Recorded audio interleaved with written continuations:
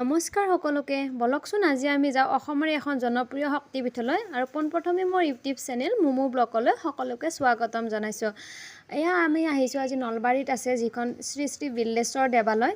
হয়তো নজনা মানুহ নাই, অসমৰ সকলো মানুহেই জানে ইয়াক। এখন মানে বহুত ডাঙৰ শক্তিপীঠ, ইয়াতে বহুত ডাঙৰ দুৰ্গা পূজা হয় আৰু মহ বলি দিয়ে ইয়াতে, মহ ছাগলী মানে বিশেষকৈ ইয়াতে জনপ্ৰিয় দুৰ্গা পূজাৰ যিটো মহ বলি দিয়া প্ৰথা সেইটো আজি বহুত বছৰৰ পৰা ইয়াতে চলি আহিছে। সেয়ে আজি মই ইপিনে আহিছিলোঁ, ভাবিলোঁ আপোনালোকক এবাৰ বিল্লেশ্বৰ দেৱালয়টো দেখাই দিওঁ। এখন পবিত্ৰ মানে শক্তিপীঠ আৰু ইয়াতে এনেকৈ সোমাই মানে মন্দিৰ চৌহদটো বহুত ডাঙৰ হয়। এনেকৈ গেটৰ পৰা সোমাই এনেকৈ গণেশ বাবা আছে, দেখিছেনে ইমান ধুনীয়া। এইটো মন্দিৰৰ এইটো মেইন মন্দিৰৰ হয়। ইয়াতে এনেকৈ ভিতৰেদি গৈ তাত পানী আছে, তাত মেইন মন্দিৰৰ যিখিনি অংশ হয় তাত আছে, কামাখ্যা মন্দিৰৰ নিচিনাকৈ এনেকৈ ভিতৰত আছে আৰু আমি নাই যোৱা ভিতৰত, তাতে আছে।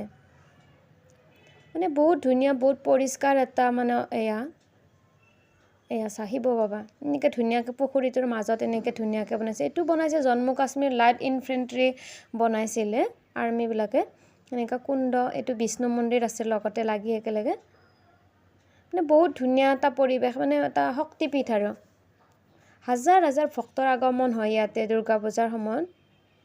এইবিলাক জনস্বাস্থ্য কাৰিকৰী বিভাগৰ দ্বাৰাই বনাইছে এইবিলাক। এইটো অতিথি দেৱ ভৱ, জিৰণি কোঠা হয় অতিথিৰ, ধুনীয়াকৈ তেওঁলোকে বনাইছে। চাওকচোন ইমান ধুনীয়া পৰিষ্কাৰ। এইডাল ত্ৰিশূলডাল চাওক কিমান ডাঙৰ। মানে বহুত মানে হয়তো নজনা মানুহ নাই আৰু বেলশৰ দেৱালয় বুলি ক'লে সকলোৱে জানে।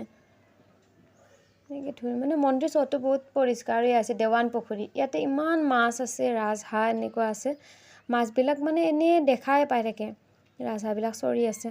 মাছবিলাক চাওকচোন, এয়া দেখিছেনে পানীত, সেইবিলাক মাছ হয়। পূৰা মাছবিলাক সেয়া হৈ আছে, এয়া দেখিছেনে মাছবিলাক, পূৰা মাছ একদম জাকে জাকে মাছ আছে ইয়াতে। এইবিলাক ক'লা ক'লাবিলাক যে দেখিছে এইবিলাক মাছ হয়। আপোনালোক আহিছেনে? কোনো আহিছে নিশ্চয় ইয়াতে। এয়া চাওক কি ধুনীয়া, এই মাছবিলাক এনেকৈ দেখা পাই থাকে, বহুত ভাল লাগে। চাওকচোন কিমান মাছবিলাকে মন্দিৰৰ যিবিলাক প্ৰসাদ এনেকৈ খাব আহে সিহঁতে, মাকৈ চাকৈ বুট মগু এইবিলাক খাই থাকে আৰু সেনেকৈ সিহঁতে এনেকৈয়ে থাকে, পূৰা চিৰিতে উঠি আহে মাছবিলাক। বহুত ডাঙৰ পুখুৰী এইটো। এতিয়া বিসৰ্জনো ইয়াতে দিয়ে দেৱীৰ, চাওকচোন। আপোনালোক কোনোবা অহা নাই যদি আহিবচোন কেতিয়াবা, ভাল লাগিব। মনটো এটা মানে পবিত্ৰ এটা স্থান আৰু দেখিছেনে ইমান ধুনীয়া। ৰাজহাঁহবিলাকো ধুনীয়াকৈ ইয়াতে চৰি আছে।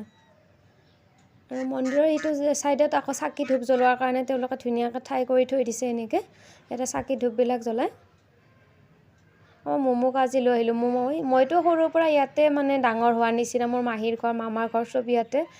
আমাৰ মোৱে দেখা নাছিলে, সেইকাৰণে মমোক এবাৰ দেখাব, তাই মাছবিলাক চাই খুব বেছি ভাল পাইছে। পূৰা মাছবিলাকৰ লগত তাইক এবাৰ দেখাবৰ কাৰণে লৈ আহিছিলোঁ ইয়াতে। এই মাছবিলাকৰ কাৰণে আহিছে তাই চাবৰ কাৰণে।